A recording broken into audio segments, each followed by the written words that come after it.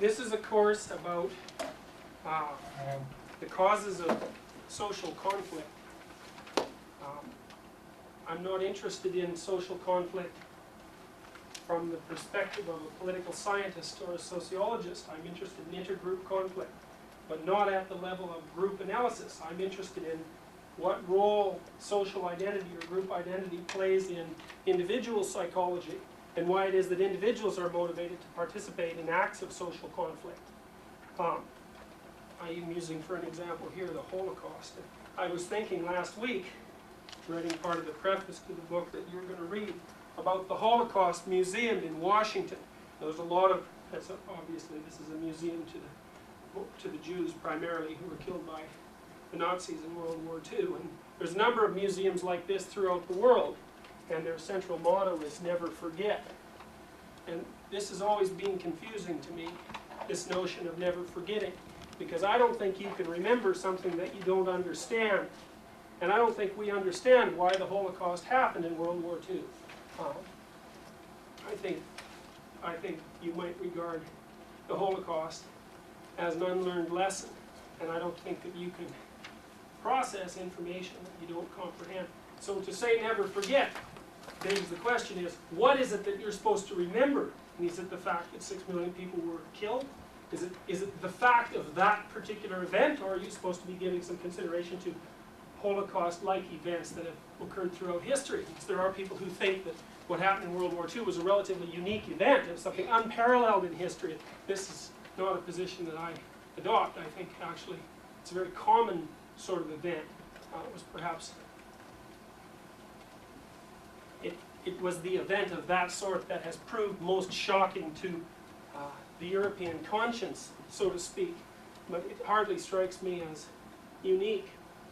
And people often talk about the Holocaust in terms of the relationship between the Jews and the Germans, or between the Jews and the Nazis, with the Jews obviously playing the part of victims, and the Nazis often are always playing the part of the perpetrators. And of course this is absolutely comprehensible from the historical point of view. But it also strikes me that if what we remember is that the Nazis killed the Jews, that we're already on the road to making a mistake that's similar to the mistake that was made, that led to the Holocaust to begin with, which is to identify characteristics that lead to patterns of action of that sort as characteristics of groups, identifiable groups. And it seems to me, I mean, I'm not trying to equate the role of the Jews and the Nazis in producing the Holocaust. That would obviously be absurd. But what I'm trying to say is that the lesson seems to me to be, especially when you consider the propensity for Holocaust-like events is deeply rooted in human nature. The lesson to draw from the events of World War II is that that's what human beings are like, not what the Nazis were like.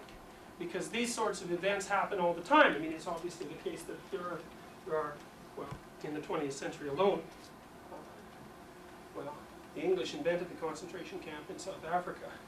Germans perfected it. The Chinese used it to great advantage. Solzhenitsyn estimated, I'll show this on the next slide, that 66 million people in the Soviet Union were killed as a consequence of internal repression, many of whom went through camp-like procedures on their road to their demise. You see ethnic cleansing occurring in places like Rwanda, and even once again in Europe, in the Balkans. Whatever it was that we were supposed to have learned from the events of the Second World War hasn't been learned nor been remembered, because you can't remember what you don't understand. And that's what this course is about. I've been working since 1985, I guess, on trying to figure out what it is about people. Remember Hannah Arendt, maybe you know this, maybe you don't. She's a famous political scientist. She was a student of Martin Heidegger. She wrote a book called The Banality of Evil, and one of her points was that these people, she was talking about the Nazis in particular, people who perpetrate events like this, if you meet them, if you talk to them, if you have encounter with them, the thing that's often striking about them is not their striking abnormality or their evident evil, but the fact that they're very much like other people that you might have met, which I suppose might not be so surprising when you think about how thoroughly, for example, the Nazi movement dominated the German consciousness, or likewise with communism in the Soviet Union. I mean, those ideological movements characterized people. They didn't characterize some strange sort of misfits whose consciousness was characterized by something incomprehensible that led them to perform the kind of actions that we're theoretically supposed to remember. My perspective on all this is that the fact that people are capable of perpetrating atrocities like those that characterize the Holocaust says something about what people are like, what everybody's like. Because it strikes me that kind of tendency is something that's deeply rooted in human nature. And then to say that, well, what was it about the Nazis or what was it about the Soviet communists that led them to participate in this sort of behavior is completely beside the point, in a sense. All that does is you're looking for some sort of group characteristic that's devoid, and you don't have any personal relationship with that group. The problem is instantly made abstract, and as far as I'm concerned, if it's abstract, well then once again, nothing is remembered. Now what I want to do is I want to outline the reasons why something like the Holocaust could have occurred, and what it is about us that make us so concerned with protecting our group identities, what those identities mean, what role they play in the regulation of emotion. That's the critical thing right there. For me, ideologies are the expression, in a sense, the verbal expression of the internal structures that regulate our emotions. When you mess around with someone's ideologies, therefore, as a consequence, you're messing around with the inhibitory structure that regulates the interplay between their emotions. So we're going to study in part in this course of what emotions are, and how they're rooted in neuropsychology and neurophysiology, and how they manifest themselves in behavior, and how they might be controlled, and how that might tie into something as abstract as social identity. Usually there's not much of a link made between the concept of sociological processes, so to speak, and intrapsychic processes or neuropsychological structures, but it's obvious if you think about it for a moment that whatever your identity is plays some role in regulating your emotional nature and your physiology, because your thoughts are embodied, they're part of your mind, they're part of your brain if you want to get right down to it. People have belief systems, and they'll do anything to protect them, and I find that peculiar. So what is it that's so important about a belief system that would lead people to do things, normal people as far as I'm concerned, to commit acts that under normal circumstances would be conceived of as incomprehensible even by those people? So I also hope to make, as I said, I want to make the lessons here personal.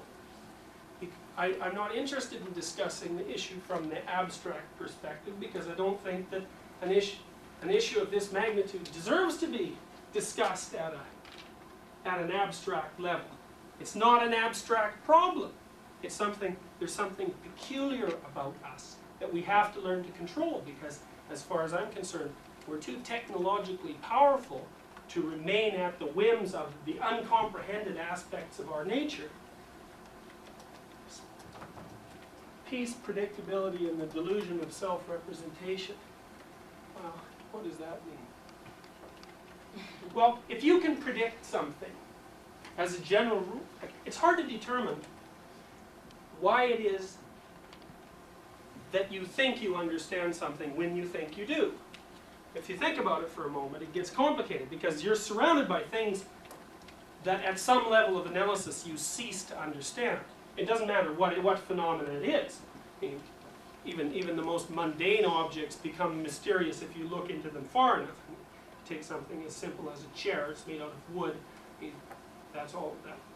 There's nothing remarkable about that. But if you start to look into the structure of the wood and how the organism, the tree, produced it, and all the chemical reactions that go about bringing that about, and the developmental history that led to the emergence of plants and trees, well, you can see that even in something mundane there are embedded all sorts of mysteries. But for the large part, we treat a chair as something we understand. And, well, that's in part because we're only concerned with it with regards to its function. And if it serves the function of being able to be sat upon, then we don't pay any more attention to it. So we think that if we can predict the behavior of something, that we understand it. So, in peace, when we observe ourselves acting peacefully, we presume that we've got ourselves under control, that we actually do understand about each other, because we can predict the behavior of others and we can predict our own behavior. And that deludes us into thinking that therefore our models of ourselves are actually accurate representations of what we're like. Well, the problem is, in wartime, we don't act like we do in times of peace, but then, of course, during wartime, when people are committing violent or socially aggressive acts, they don't really have all that much time to sit around and self-reflect. So it's not time to be building models about who it is that you are and why it is that you're that way. You're too busy doing whatever it is that you happen to be involved in to protect your territory or to take someone else's territory or to expand your ideological dominion or whatever it is. In peaceful times, we look at ourselves and we see ourselves behaving peacefully and predictably and nicely, and we make the presupposition that as a consequence, that's what we're like and that we also understand ourselves. This is a big mistake, because if you put someone under extreme circumstances, then there will be things about them that will be revealed to them that can only be revealed under extreme circumstances. And it's extreme circumstances that we're concerned about in the course of this course. I want to find out, see, I think that one of the things that ideology does, a group identity for that matter, is regulate our emotions. And if you're a member of a community that has a successful ideology, and so the social structure is basically stable and successful, then your emotions are regulated so well that you don't even know that they're there. Which is to say that you're protected by something that you don't understand from something that you don't comprehend. And what I want to do is open the gates a little bit and let you see what's underneath your comfortable social identities and what it is that you're protected from by the weight of your history. Well, this is the central question, I guess, then. Like, first of all, I think social aggression is a primary human characteristic. If you even have a cursory knowledge of human history, it's obviously the case that warfare plays an immense role. And it seems to be the case that this is also true down the phylogenetic ladder. I mean, for a long time it was thought, for example, that chimpanzees live peaceably. And this appears to be the case. As long as you study chimpanzees within their own family or kin unit, or I suppose, roughly speaking, tribe, they behave peaceably to each other. Even in their dominance disputes are usually settled more or less peacefully. But Goodall discovered not so long ago that chimpanzees conduct wars, and plan wars by all occurrences, and that when a chimp group is faced with an interloper from another group, or with another group, that they're capable of engaging in the same sort of behavior at a much, much more fundamental level in the sense that we are. It also seems to be the case, as we'll see a little bit later in this discussion, that similar things are true, even animals as simple, so to speak, as rats. It looks like the capacity for it's strange because it's obvious that people have a tremendous capacity for social affiliation. I mean, we make groups. In the West, people are usually considered as rugged individualists, so to speak. But it's the case even in the most individualistic of societies that we're constantly in contact with other people. Almost all our environment is other people. We're all members of literally often dozens of groups, families, and groups devoted towards certain tasks and so on and so forth. We're very, very, very social. Thrive in a social community. But it looks like the flip side of that is the fact that we're so capable of making social groups also makes us very capable of organized aggression against other social groups. So it's the strange phenomenon that it's our very capacity for social organization that also gives us this terrible capacity for social aggression. So that's another thing that I want to take a look at in the course.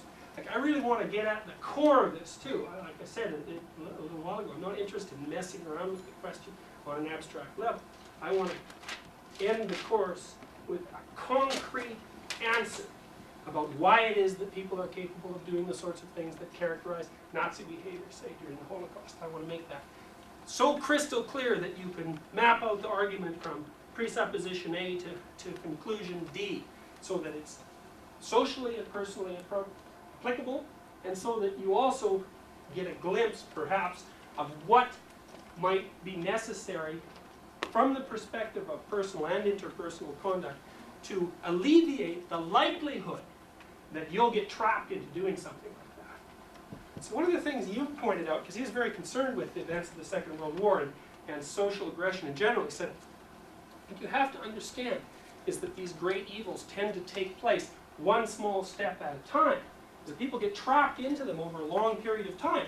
They make a small bad error, but that doesn't look so big at the time, and leads to another type of error that's not so big as well, and that leads to a third error, and it's not so big, but if you put together 40 of those errors or 50 of those errors, then all of a sudden you see that someone's traveled down a road to a place where they might not want to have gone in the beginning had they been conscious of it. So one of the things about never forgetting is to understand is to engage in primary prevention, so to speak, which is to understand how the in the second half of the course has to do with that issue in particular.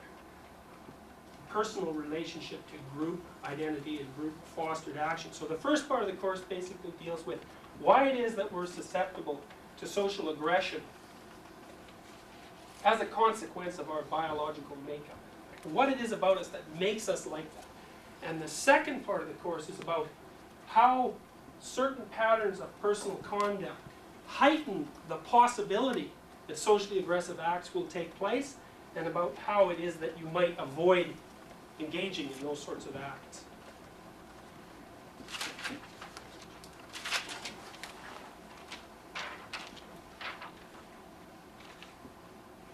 That's just an overhead that details some of the things I've already discovered. There's a good poem here. I'm going to tell you a story from the Soviet Union that Solzhenitsyn told. He introduces it with the poem from the Russian poet Mayakovsky, who was a Soviet sympathizer. With cohesion, construction, grit, and repression, wring the neck of this gang-run riot. That's a nice poem. Well, Solzhenitsyn wondered, well, who was the gang? That's the question. And as I said, he estimated that 66 million people died in the Soviet Union between 1917 and 1959. Solzhenitsyn also estimated that a substantially larger number perished in communist China, but no one really knows the stats on that. Now, this is a debatable statistic, as Solzhenitsyn points out in his book. This is from the Gulag Archipelago, but as he said, as soon as the official statistics are released, he'll revise his estimates. Now, this includes, for example, several million peasants pushed into the tundra and forced relocation in the early 20s, and 6 million Ukrainians, I believe it was 6 million, dead in the famines in the 1930s. Anyways, let me read you this story.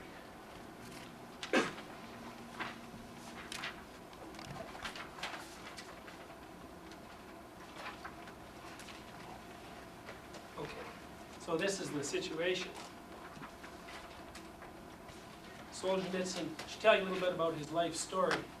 The Gulag Archipelago is a 3-volume book, the second volume of which you will read.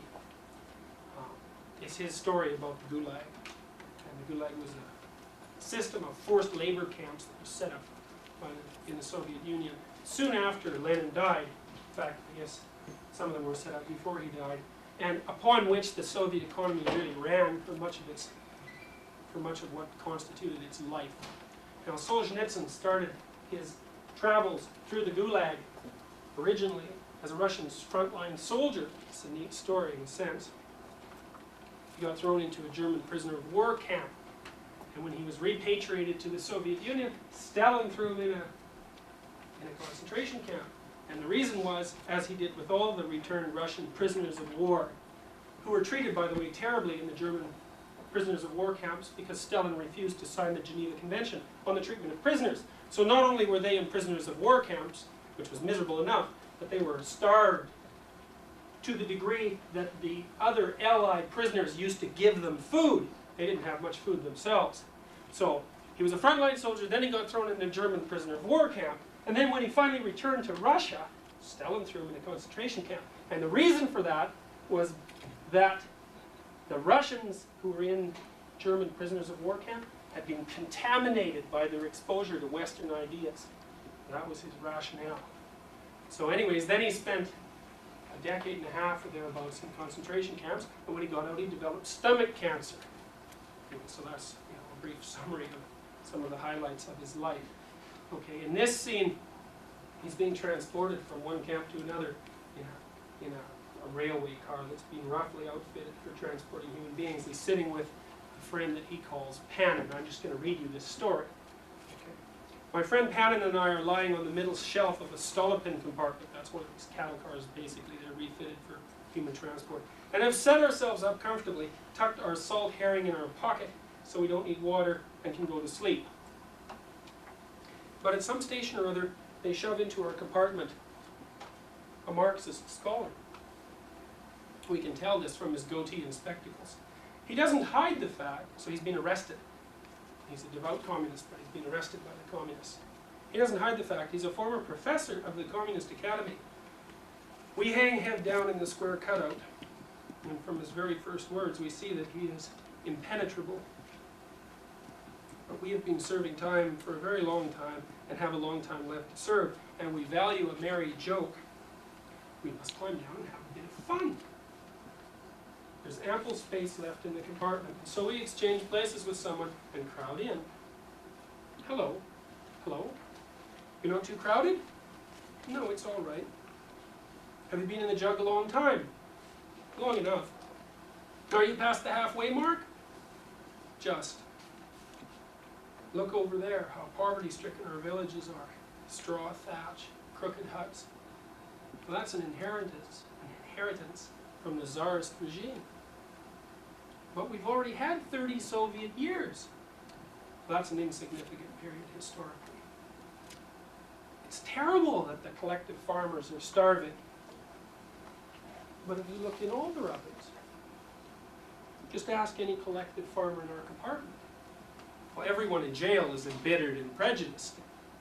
But I've seen collective farms myself. That means they were uncharacteristic. The goatee had never been in any of them. That way it was simpler. Just ask the old folks. Under the Tsar, they were well fed, well clothed, and they used to have many holidays. I'm not even going to ask. It's a subjective trait of human memory to praise everything in the past. The cow that died is the one that gave twice the milk. Sometimes he even cited Proverbs. And our people don't like holidays. They like to work. But why is there a shortage of bread in many cities? When? Right before the war, for example. Not true. Before the war, everything, in fact, had been worked out. Listen, at that time, in all the cities on the Volga, there were queues of thousands of people. A local failure in supply. More likely, your memory is failing you. But there's a shortage now. Old wives' tales, we have from 7 to 8 billion bushels of grain. But the grain is rotten. Not so. We've been very successful in developing new species of grain. And so forth. He's imperturbable. He speaks in a language which requires no effort of the mind. And arguing with him is like walking through a desert. It's about people like that that they say, he made the rounds of all the blacksmiths and came home unshod. And when they write in their obituaries, perished tragically during the period of the Stalinist cult, this should be corrected to read, perished comically. But if his fate had worked out differently, we would have never learned what a dry, insignificant little man he really was. We would have respectfully read his name in the newspaper. He would have become a people's commissar, or even ventured to represent all Russia abroad. To argue with him was useless.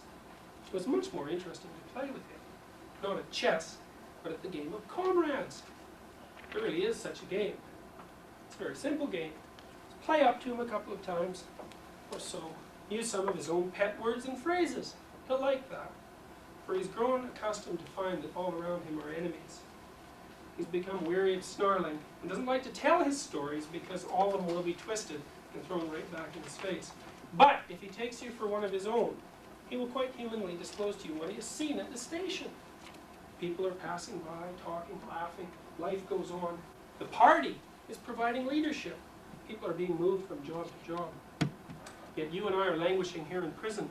There are only a handful of us, and we must write petitions, begging a review of our cases, begging for a pardon. Or he will tell you something interesting. In the Communist Academy, they decided to devour one comrade. They decided he wasn't quite genuine, not one of our own, but somehow they couldn't manage it. There were no errors in his essays, and his biography was clean. Then all of a sudden, going through the archives, what a find! They ran across an old brochure written by this comrade, in which Vladimir Ilyich Lenin himself had held in his hands, and in the margin of which he had written in his own handwriting the notation, as an economist, he is shit. Well, now you understand, our companion smiled confidentially. But after that, it was no trouble at all to make short work of that muddlehead impostor. He was expelled from the academy and deprived of his scholarly rank.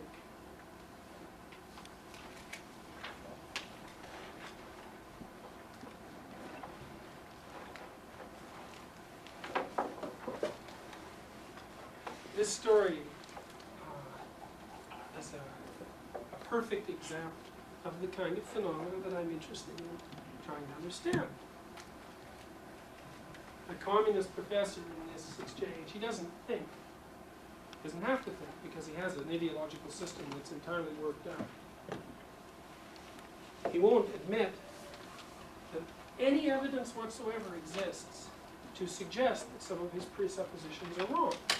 For every bit of evidence that exists, there is a counter-argument that justifies it or excuses it or makes it disappear in some way. That's the first part of the story. The second part of the story is that being like this is also extraordinarily clannish, in a sense. And he tells a brief story about being in the Communist Academy where everyone shares ideology and finding the outsider so that he can be essentially destroyed.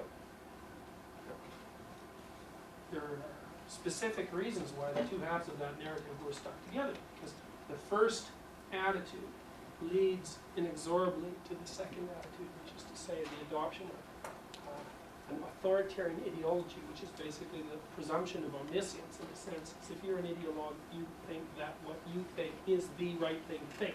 There isn't anything else that needs to be thought. It's you that has the answer now. You might not think it's you might not think that it's your leader or the ideology in and of itself, but the point is you're the one that's in possession of the absolute truth.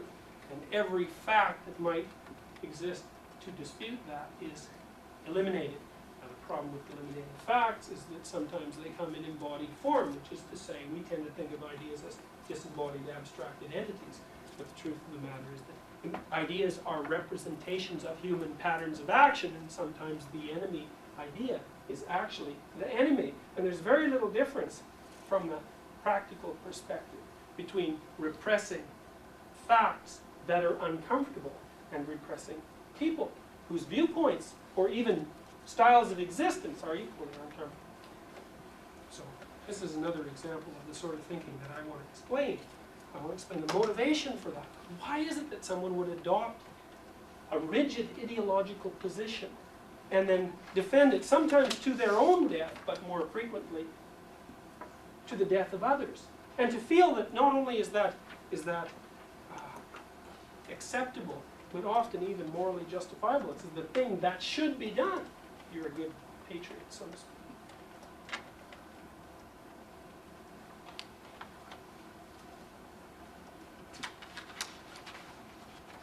So, this is the question. This is what I want to address in the course, basically. And I don't want, like I said, I don't want to take a stab at the questions, so to speak. I don't want to beat around the bush with them. I want to answer these so that when you're finished the course, you know what purpose group identification serves, why it's so important to people, how it developed, what it means to have a belief. So people have beliefs. We never really question, I guess, what it means. When you say that I have a belief, I think the world is a particular way as opposed to some other particular way. Why do we feel threatened when the groups we identify with are challenged? Why does challenge make us aggressive and righteously aggressive? That's sort of the core, I guess those are the core questions that the course centers around. There's more. I can't describe the whole course, obviously, in